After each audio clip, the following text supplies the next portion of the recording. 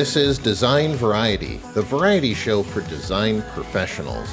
Happy to be here with you. I'm the host, Jon Deragon, and I bring with me a couple of decades of leadership and hands-on experience in the design industry. Great episode for you today, so let's get started.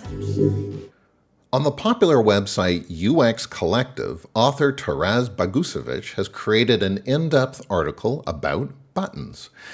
Buttons are one of those deceiving things where they seem so simplistic at the surface, but as you dig deeper, you realize to do high-quality buttons that are highly usable, it takes a greater level of understanding and knowledge of knowing how to apply them, where and when, and the styling and what that communicates back to the user. All of these in concert work together to make a very effective button design.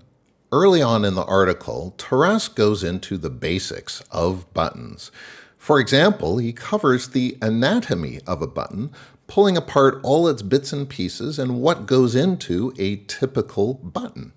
Now, when I think of buttons, I often relate them back to door handles on a door, because a handle requires certain design features and cues so that a common person can look at them and understand what they do and how they operate to complete the tasks that they need to, which would be opening and closing the door.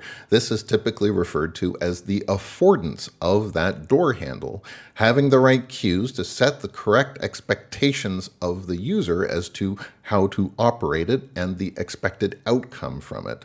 Buttons on a digital design are no different. Their design and styling and placement all play a role in their affordance in the design. The article then continues to talk about topics like button states.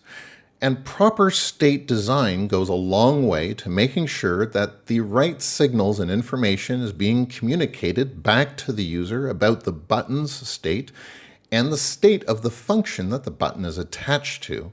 This is something that we've all encountered in our time online, where we've completed online forms only to encounter a button that has no hover state, or when we click it, there's no change of state in the button to signify that something is happening. There's no label change or styling change to say that anything's happening on the back end of the system. All of these play a role in the usability of the product. Usability is very much about communicating the state and where you are and what's happening with a system. And if you don't get states right, this can often negatively impact the overall usability. And one of my favorite parts of the article is about style hierarchy, because designers that are new in the field often make the mistake of making their button style choices based on aesthetic reasons. Whereas in fact what they should be doing is going into their design system and evaluating how they will style the hierarchy of buttons that are typically in a system, such as what is the primary, secondary, and tertiary buttons. What should they look like? With the primary button often having the highest visual priority over the others. This really helps. A classic example of this is in e-commerce design. When you have a checkout where somebody wants to buy a product, you want to make sure that the user can effectively get through the various steps of that checkout, and having a high priority, consistently applied button to progress them forward in those steps goes a long way to the usability and ensuring that they can complete the task.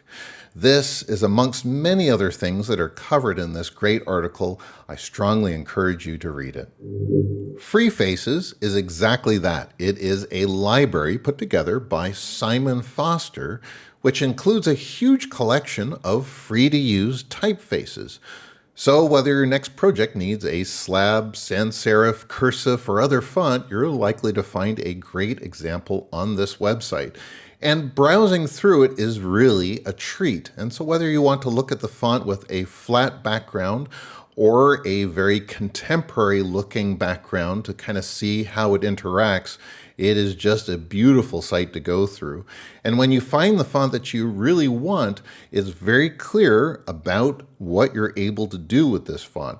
In many cases, when you're on sites on the web and it's telling you fonts are free to use, they often miss the fact that that's for personal use only. Typefaces is very clear about which fonts you're allowed to use for personal and commercial purposes. All I can say is hop on the site and enjoy the font extravaganza. I think for many of us that are in UX or user research, we've often struggled with getting stakeholder buy-in to conduct UX research. This is a common problem where we need time and budget and resources in order to conduct the appropriate research necessary to do designs. And we get into these situations where we're blocked or we simply don't get that funding or time that's necessary. And in this recent article from UX Tweak, it gives you some quick bits and pieces to help you along the way and some things to consider when approaching the stakeholders or the decision makers to secure budgets and resources and so forth to run your research. And, some of the best examples in this article were around making sure that stakeholders have a chance to see some of your past research in action, to actually get in front of users and to see the struggles and the expectations that real-world users have in relation to your product, to make them aware that there is someone else on the other side of this product that has to use it and what they're confronted with. It's this reality check that can sometimes translate into them better appreciating the value and the return on investment that comes from spending money, time, and resources on user research. On the topic of research, Maze recently launched their new and very detailed website and downloadable PDF report about the new research landscape. It's the result of them consulting with over 500 UX, product, and user research practitioners to understand what's going on out there in terms of research maturity in organizations, and secondly, the steps and tactics used to increase the maturity of an organization's research. A key finding of the report is that, in general, organizations are making progress and increasing their research maturity. A full 45% of organizations in the sample set have graduated to the developing tier of the maturity model, which is fantastic news because it indicates that companies better understand research, know how to incorporate it into their business, and see the value that it brings.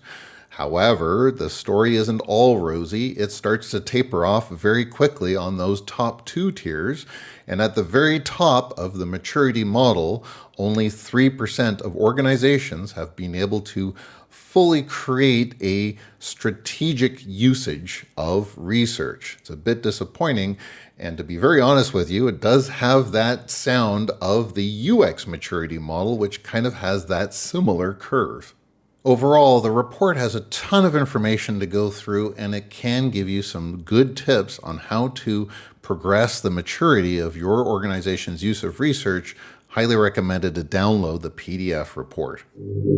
If you're in the process of hiring your next designer, you may want to stop and watch this piece by Adam Fry-Pierce about lessons from 1,000 design leaders on hiring.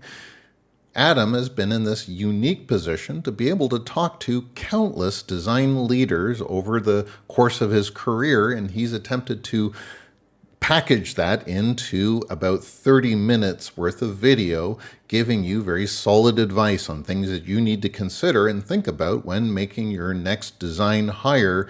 Is a really interesting one to go through, and I love the way that he conveys all of this information very concisely and to the point. Well worth the watch. Coming up on September 17th is the UX Plus Conf 2023 taking place in Manila, the Philippines. And if this beautiful website, and I'd say it's probably one of the nicest conference websites I've ever seen, is any indicator of the quality of this event, I'm sure we're in for a wonderful one-day session that's taking place live and on-site only. If you're in Southeast Asia, you may want to make your way over to the Philippines for this amazing event. It's an all-star lineup of speakers that are going to be involved. And in particular, one that was notable to me was the host of the Roots podcast, which is Alex Collado. And he has these incredible, in-depth, very intimate, and revealing discussions with designers to understand how they got started and what was their journey through their design career in a way that was just very authentic and very interesting to understand what it's like to be a designer in the Philippines. Well worth attending this event where possible, and also to pick up the podcast and have a listen. Thanks for joining me. If you liked the episode, give it a like. But if you loved it and you want to see more, subscribe and share it with the designers in your life. See you next time on Design Variety.